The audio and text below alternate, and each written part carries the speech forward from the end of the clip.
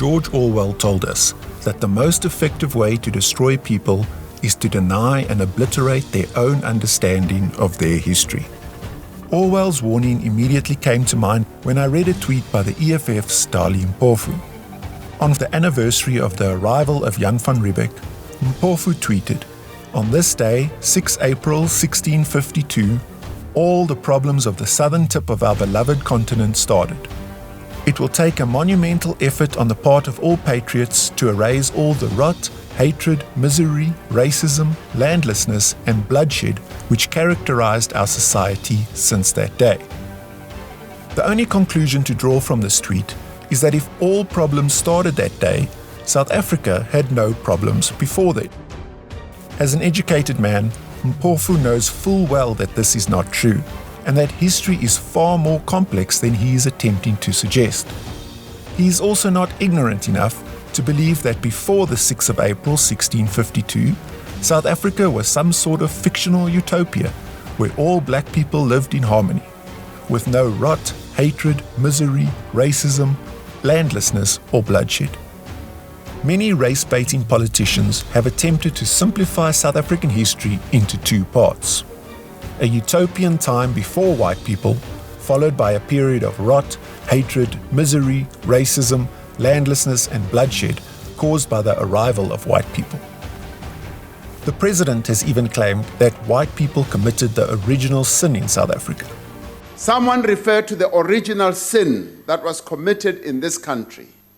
The taking of land from the indigenous people of this country was the original sin. It caused divisions, hurt, and pain amongst our people. First of all, there is no denying or justifying that white people have done terrible things in the past, and in no way am I attempting to suggest otherwise. The problem is that because South African history has been simplified into these two time periods, the entire narrative of South Africa has also been simplified into the binary of black good and white evil. The president recently signed new employment rules into law.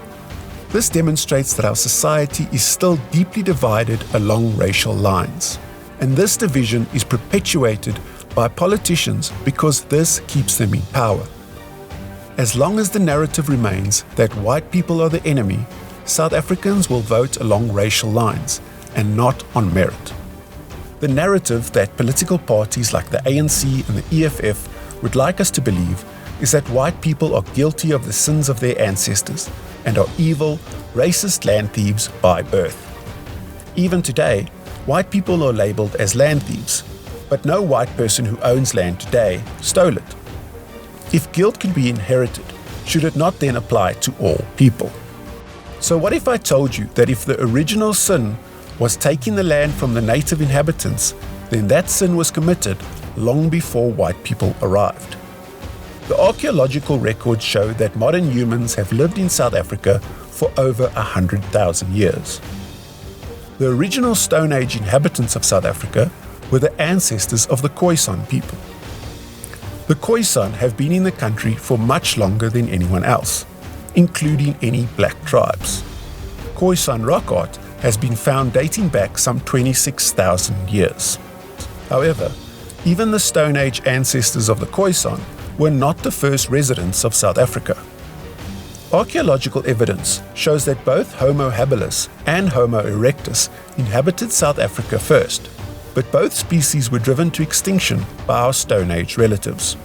As paleontologist Nick Longridge wrote, "Raid by raid, ambush by ambush, valley by valley, modern humans would have worn down their enemies and taken their land." So the original sin was committed 100,000 years ago. Taking land from other people is not something white people invented, nor were they the first group to do so in South Africa. Like the Stone Age humans who took land from Homo habilis and Homo erectus, so too did other groups of humans take land from each other, long before white people arrived. 2,000 years ago, what is now South Africa was inhabited only by the Khoisan and the Khoi. Then black tribes started to migrate here, and this sparked another land struggle. The migrating black tribes brought new Iron Age technology to South Africa, along with concepts like agriculture and stock breeding. This new way of life required more significant portions of land. As a result, they took more land for themselves and drove the Khoikhoi and the San out of the areas of the country that were good for farming. By the second half of the 18th century, the Zulu population and the herds of livestock under their control had expanded so much that their traditional lands no longer sustained them. Therefore, they began expanding to the southwest, displacing the Khoikhoi people who lived there in the process. Tribalism, an older version of racism, shaped the landscape of South Africa long before the first white person set foot here. There is no black tribe that was not a victim or perpetrator of the colonization of other tribes or the seizing of land once held by others. For example, the first Xhosa tribes arrived in the Transkei in the 14th century. They moved southwards towards the Fish River. However, this area was already inhabited by the Khoikhoi. This resulted in clashes between the two tribes. The Khoikhoi were defeated and the Xhosa took the land. This is just one of many instances in which land was seized from one group of people by another. And despite what Mpofu's tweet implies about South Africa being a peaceful utopia before white people, this is not true. War between tribes was commonplace and resulted in land grabs and tribal colonization. The best example of this is the time period known as the Mafakane. In Zulu, it means the crushing, and references a time of Zulu wars of expansion, in which land and other tribes were conquered and colonized. In Sotho, this time is known as the Difakwane, which means the hammering or forced removal of people. This occurrence forever changed the settlement patterns and ethnic structure of the African population of the area. Whole communities of people were displaced in their flight from larger warring tribes. The winning tribes would often incorporate the losers into their tribe. In South Africa itself, the Mafakane caused immense suffering and devastated large areas as refugees scrambled to safety in the mountain fastnesses or were killed, thus easing the way for white expansion into Natal and the Highveld. Despite Mpofu's claim that all trouble for black people started in 1652, that is historically inaccurate. When Europeans arrived in the Cape, it was the San and the Khoikhoi whose land was threatened.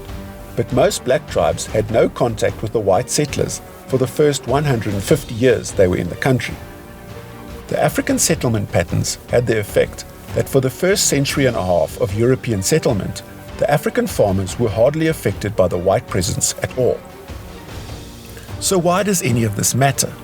It certainly does not excuse the crimes committed by white people. However, it does expose the massive hypocrisy of race hustlers like Mpofu, the EFF and the ANC. They claim that white South Africans are tainted by the sins of their ancestors, while deliberately ignoring the fact that the ancestors of all South Africans have done terrible things in the past. Suppose white South Africans today are evil because of the actions of their ancestors. In that case, that same judgment must be passed on to black people whose ancestors also colonized and murdered. If white South Africans today can still be called land thieves, then that title must also be applied to black people because their ancestors also stole land. Suppose white South Africans are not indigenous South Africans because their ancestors migrated here. In that case, neither are black people because their ancestors also migrated. The bottom line is that history is dark, messy, bloody, violent, and unchangeable. Nothing we do today can fix the sins of the past. We cannot absolve our ancestors or in any way lessen their suffering. Our history should serve as a lesson, not a weapon. And those who would use it as a weapon are not doing so because they care, but because they want to manipulate us. We should stop taking our opinions from people who would treat us like we are stupid by simplifying the past to the level of absurdity. If we want South Africa to reach its potential and create a society where all South Africans can thrive, then we must accept that the past cannot be changed. We must have the courage to admit that this nation's problems are much more complex than black versus white. We will never solve anything if we are distracted by those who would have us focused on this one narrative. So let us learn from the past so that we do not repeat it. Let us strive to build one nation of diverse cultures, unified around the common purpose of building a country for all who live in it.